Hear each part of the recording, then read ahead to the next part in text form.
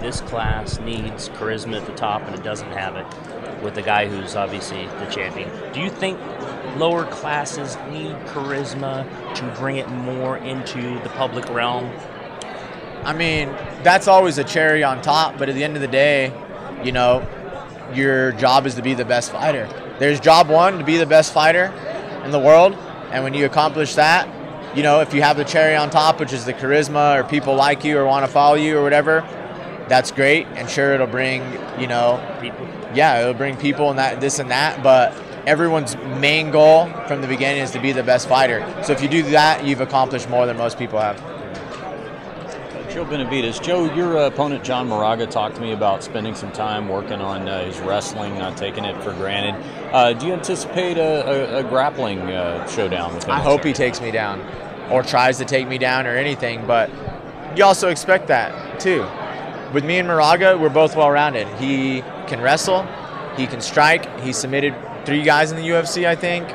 I think I can do it all. I feel I'm one of the most well-rounded fighters there is. So with these fights, I mean, you just expect anything. You know what I mean? It's just like you want everything to happen with the division and such a well-rounded person.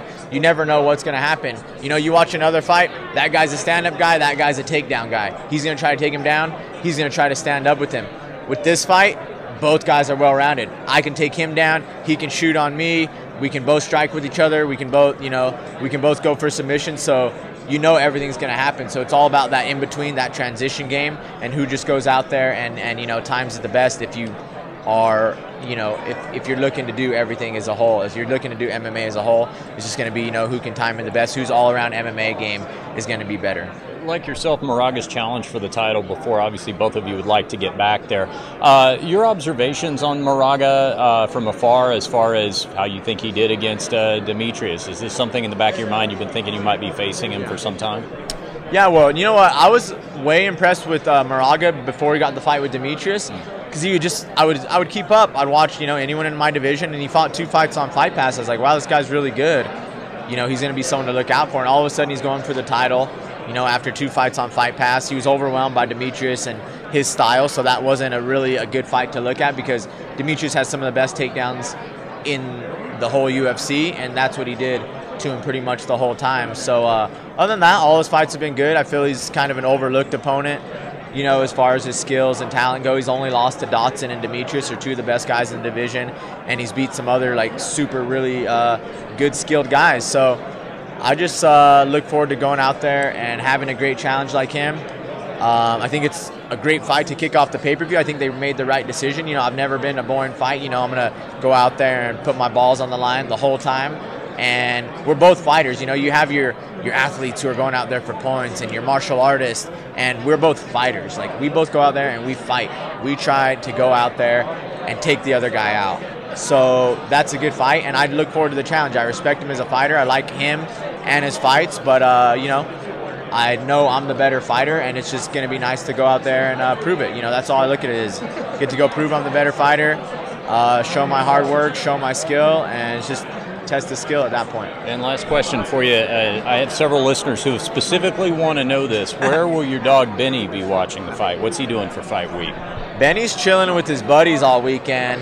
He's a little weekend warrior for my fights, you know, since I'm staying in the hotel and stuff. Dude, the guy lives a life. He's a human being, basically, in a dog's little body. Like, right now, he's with 8 dog friends at a dog sitter's house. He has a swimming pool. He gets to sleep with 8 dogs and just plays all day, torments them. They stay up all night talking about God knows what these kids talk about now, watching YouTube videos, posting, you know, Instagram whatever. Pics. Yeah, whatever these kids do now. Yeah, follow Benny on Instagram. That's my dog, Benny Benavidez.